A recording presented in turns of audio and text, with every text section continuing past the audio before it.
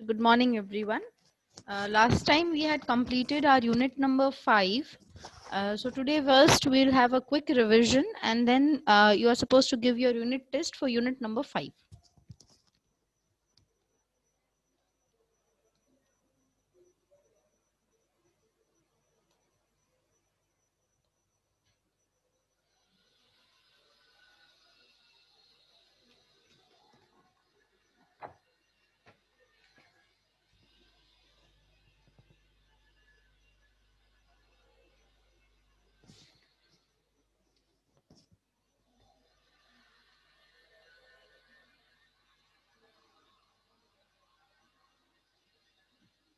So unit 5, the title of the unit is etiquettes.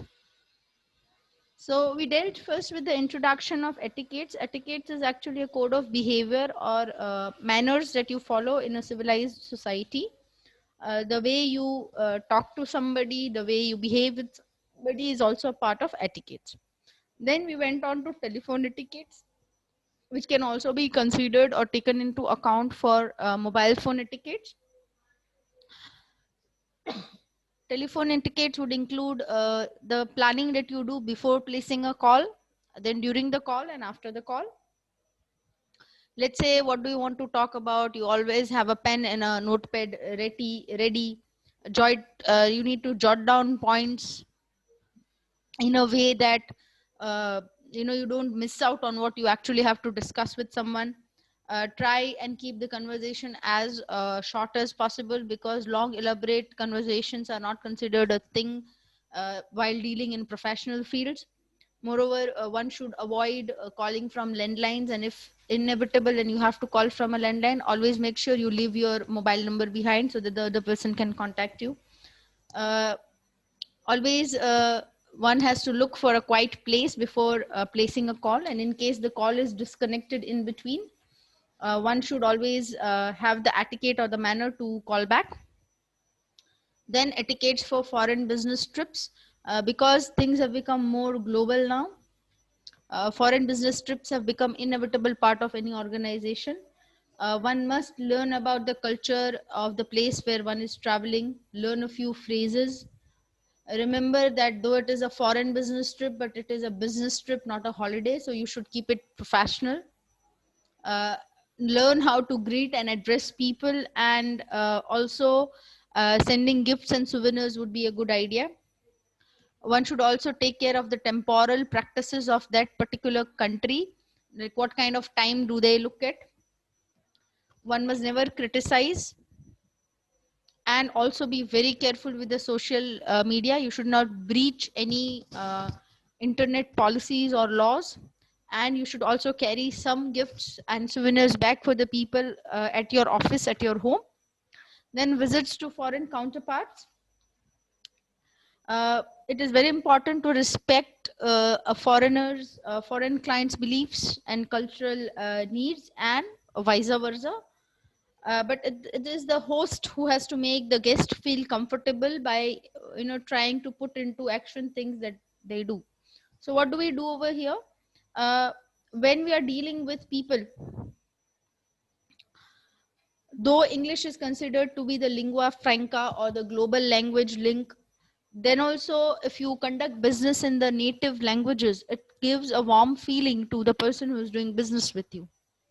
And it is utmost necessary to prepare documents in both the languages, English as well as the language of the visitor. And one must, if you cannot learn the language fast, you should use an interpreter who would help you deal with uh, the business meeting, and it would also lay a very nice professional impression as well. Now, few of the countries we had taken into account the etiquettes that they are using.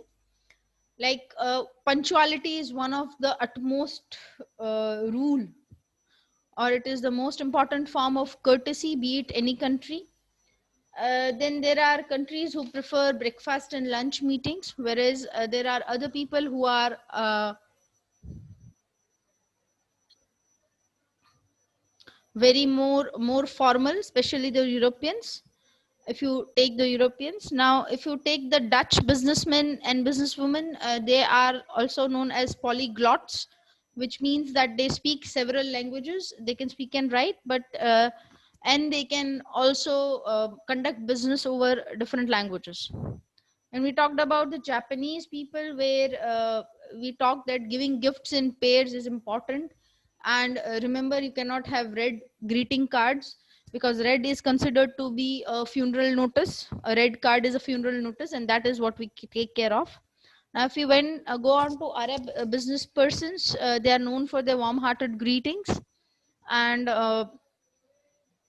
they are usually more informal as compared to other counterparts. Meetings are conducted in leisurely style, and it is preceded means before the meeting there is some social pleasantries been done, so a little informal in style is what has happened. But we should remember that business and politics are two things that we should never discuss if we are uh, dealing with Arab business people. They consider gift as an important part, a token of gratitude, and they would exchange gifts to strengthen their professional relationships. Now, in India, also people are considered to be Indian hospitality. Indian businessmen, when they extend their hospitality, it is considered to be a very good thing. They are good, very and hospitable people. Business meetings are well planned, uh, formally conducted, and are very punctual. Here, the protocol of seniority is observed in India. So seniors would attend the VVIP guest to the venue of the meeting, and also would also accompany them back to their vehicles. When juniors need to share their ideas and views, they need to wait for the senior to signal it to them. Small talks.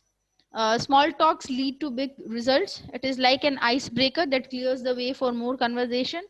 One can become a better conversationalist by practicing on only, and it is necessary to take the first step.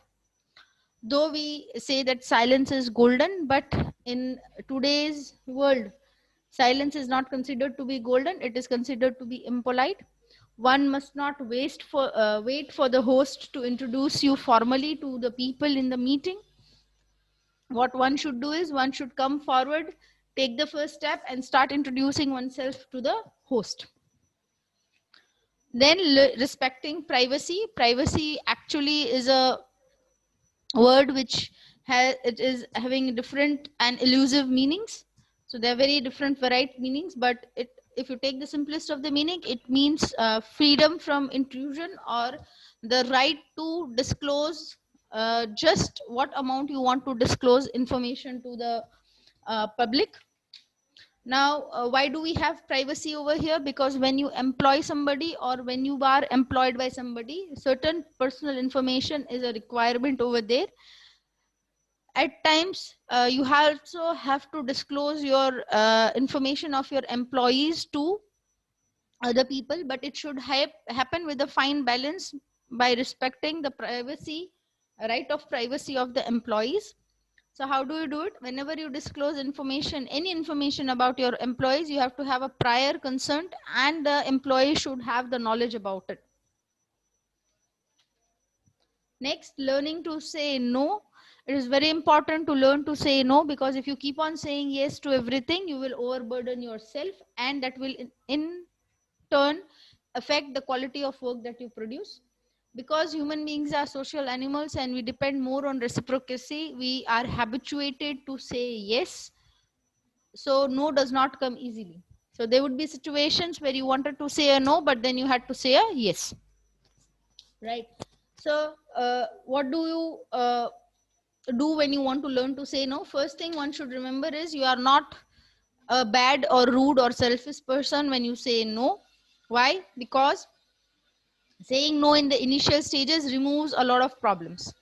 Remember, you should do a lot for the society, but you should start from yourself, right? You should know your value, the value of your dreams, your goals. You cannot sacrifice your goals for the sake of others.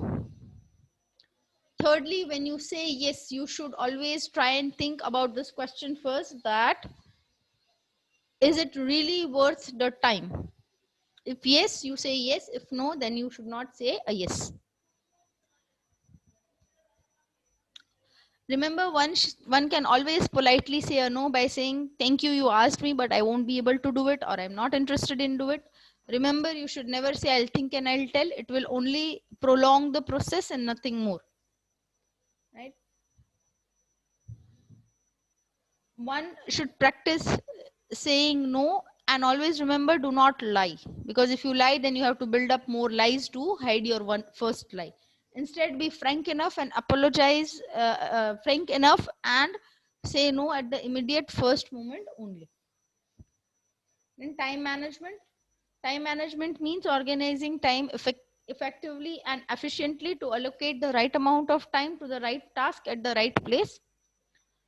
Time management can happen effectively if you set goals, if you have good planning, if you set proper deadlines, if you delegate responsibilities, prioritize activities as per the importance, and spend the right amount of time on the right activity. One can, for effective management of time, one needs to be organized so that you don't have to waste time into arranging and searching for small materials.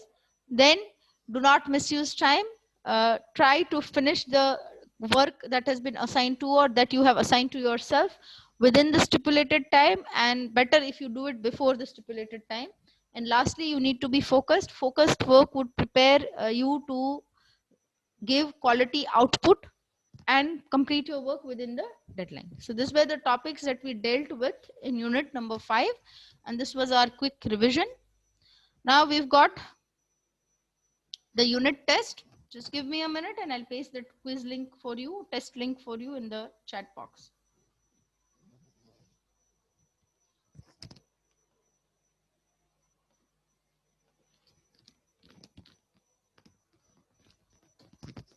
So there you go. There is the this is the link of the test for unit number 5. You may start attempting your test now.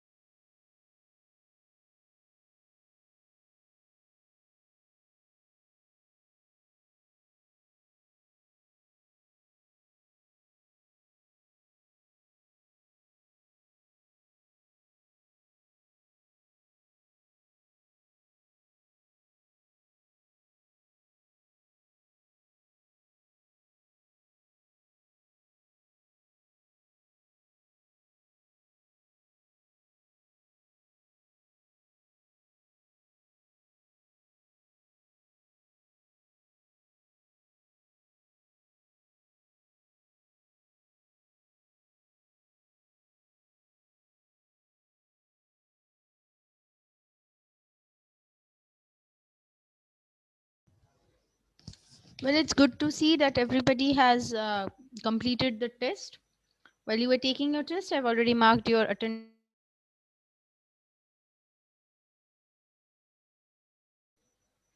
It's good to see that you have completed your test. While you were completing your test, I have marked your attendance. The absent numbers are 1, 9, 17, and 19. These are the 4 people who are absent. All right. Now, apart from this, I hope you have started working on your book review.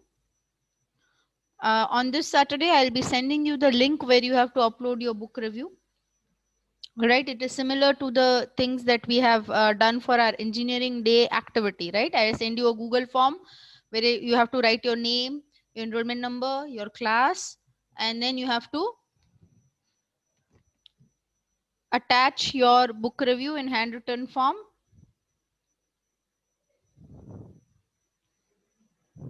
All right, that's what you have to do. Now, just to give you a quick update on the syllabus, out of the 6 units, we have completed 5 units. Now, only 1 unit is remaining in our case. For the syllabus of etc to get over. So I hope if you have not submitted your resume and cover letter, you submit it.